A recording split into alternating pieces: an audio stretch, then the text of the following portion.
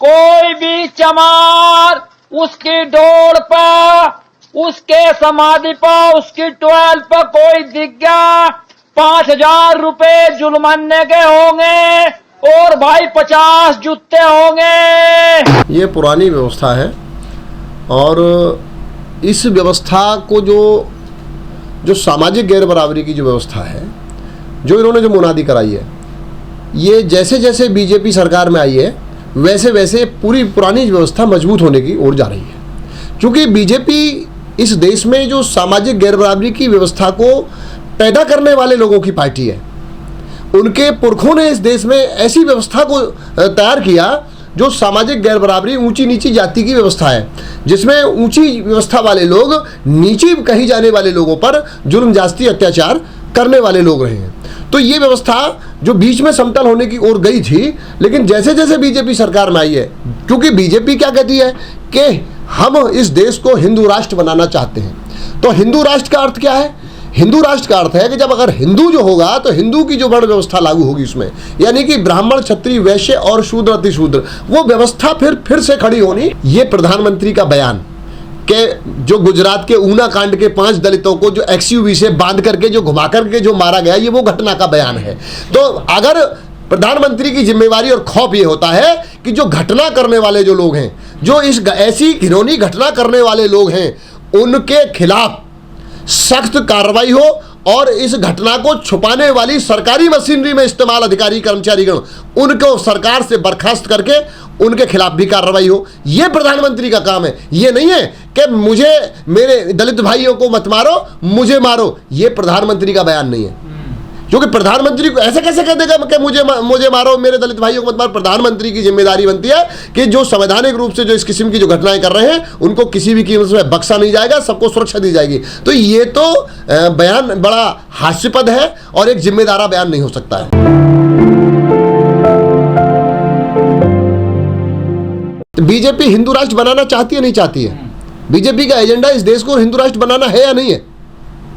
इस देश का बीजेपी का जो मुख्य मकसद है वो इसको हिंदू राष्ट्र बनाना है। हमारा एजेंडा है इस देश में समतामूलक समाज की स्थापना करना, सामाजिक गैर बराबरी को खत्म करके इस देश में भाईचारा, समानता हो, ये हमारा एजेंडा है। प्रधानमंत्री जी अति पिछड़े नहीं है, बनिया जाति की मोघ जो जाति है उससे आते हैं, जो गुजरात की जाति है। उन्होंने अपने मुख्यमंत्री काल में इस जाति को बैकवर्ड में शामिल किया। जैसे उत्तर प्रदेश के सम्मानित मुख्यमंत्री सरकार में आए तो उन्होंने अपने खिलाफ जो उनके 55-60 जो मुकदमे थे, उन्होंने एक आदेश पारित करके अपने खिलाफ मुकदमों को खत्म कर लिया, क्योंकि स्वयं में सरकार है और सरकार ने अपने खिलाफ जो मुकदमे थे उनको वापस कर लिया।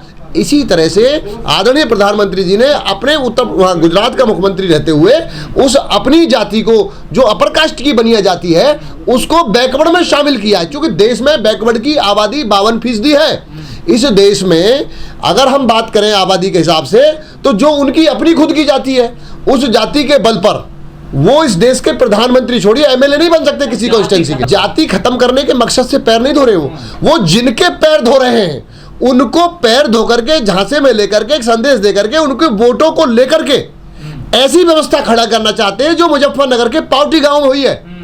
जब सरकार है, इसके सरकार के मनोबल के, सरकार से उनका मनोबल बढ़ा है और इतनी उस पर हद पे आ गए कि मुनादी करके उन्हें ये बात कहनी पड़ रही है। क्योंकि ये मनोबल जो बढ़ता है सरकार से बढ़ता है। जिसकी हुकूमत होती है वो ताकतवर होता है। तो मुनादी ऐसी नहीं हुई है। नहीं, ये SC/ST एक्ट हमने नहीं बनाया, ये BSP ने नहीं बनाया, ये भारत की सरकार ने बनाया है, जो उस समय की सरकारें नहीं है, राजीव गांधी की सरकार के समय में लाया गया। तो ये जो SC/ST एक्ट है, ये सेंटर का एक्ट है। BSP केवल स्टेट में आई है। इस्तेमाल तो करते हैं ना? नहीं, वो इस्तेमाल करने के लिए तो सरकार ने बनाया है। वो सरकार का, भारत सरकार का बनाने का मकसद था कि जो जुल्म जाति के आधार पर अनुसूचित जाति जनजाति के लोगों पर होती है, उसको कैसे कम किया जाए। ये सेंट्रल गवर्नमेंट ने इस पर अध्ययन किया। तो सेंट्रल गवर्नमेंट ने इस जुल्म जाति को रोकने के लिए इस अनुसूचित जाति जनजाति अत्याचार निवारण अधिनियम को सेंटर ने पास किया, बनाया।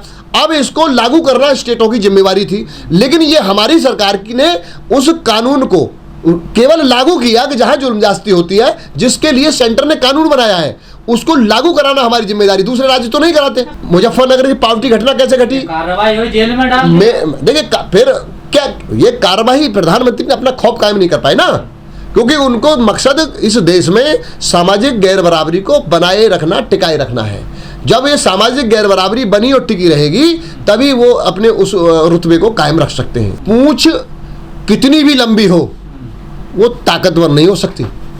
पूंछ लंबी तो हो सकती है, ताकतवर नहीं हो सकती। पूंछ राष्ट्रपति, मैं राष्ट्रपति की बात नहीं कर रहा हूं, और किसे कह रहे हैं? मैं बता रहा हूं ना आपको, पूंछ लंबी हो सकती है, ताकतवर नहीं हो सकती।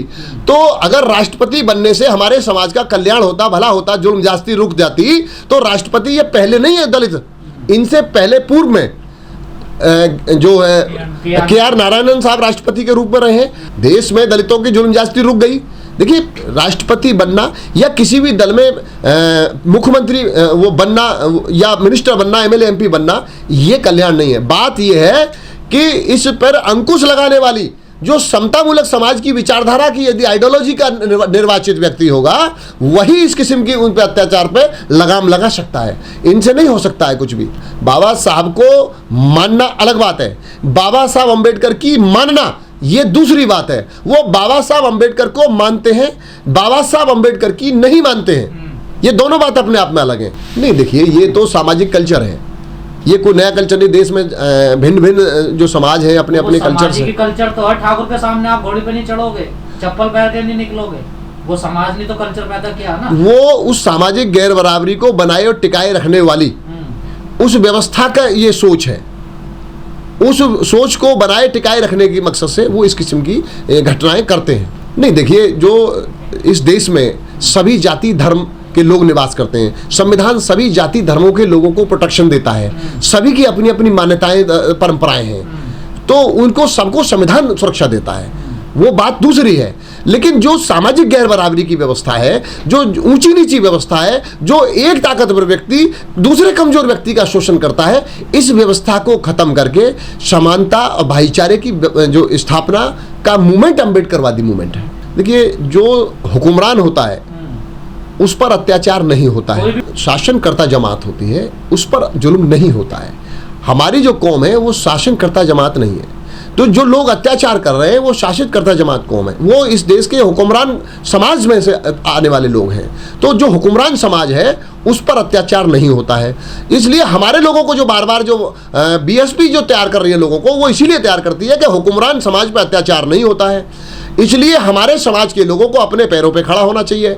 अपने इस जुल्म ज्यादती से छुटकारा पाने के लिए उनको इस देश का हुक्मरान बनना चाहिए। यही आंदोलन बीएसपी है। अगर जुल्म ज्यादती से छुटकारा पाना चाहते हैं, यदि इससे निजात पाना चाहते हैं, समानता भाईचारा चाहते हैं, सम्मान चाहते हैं, भागीदारी चाहते हैं, तो उसका एकमात्र विकल्प है कि अम्बेडकरी विचारधारा की हुकूमत हो और बहुजन समाज पार्टी की हुकूमत हो। तो ये भी आंदोलन अगर सफल होगा तो जुल्म ज्यादती रुकेगी। अन्यथा आज राजस्थान के कोने में हो रही है, कल मुजफ्फरनगर के कोने में हो रही है, परसों हाथरस हो रही है, ये देश के भिन्न भिन्न कोने में चली आ रही है, आगे भी चलती रहेगी। भले लोग हर समाज में होते हैं और खराब लोग हर समाज में होते हैं। मैं राकेश टिकैत जी की बात नहीं कर रहा हूँ। ये जो घटनाएं जो हो रही हैं, तो जो जिनकी सोच ऐसी है वो इस घटना को लगातार इस कोने से उस कोने से अंजाम देते चले आ रहे हैं और आगे भी देते रहेंगे। अगर इन पर देखिए, अगर लगाम लगाना है तो हमारे समाज के लोगों को इस पर शासनकर्ता जमात बनना होगा, हुक्मरान बनना होगा। यदि हर तरह की दुख तकलीफ उन्हें दूर करनी है तो उनको राजपाट अपने हाथ में लेना ही होगा, शासन को अपने हाथ में लेना होगा। जिसके हाथ में शासन होता है उस पर अत्याचार नहीं होता है, शासन करता लोगों पर जुल्म ज्यादती नहीं होती है।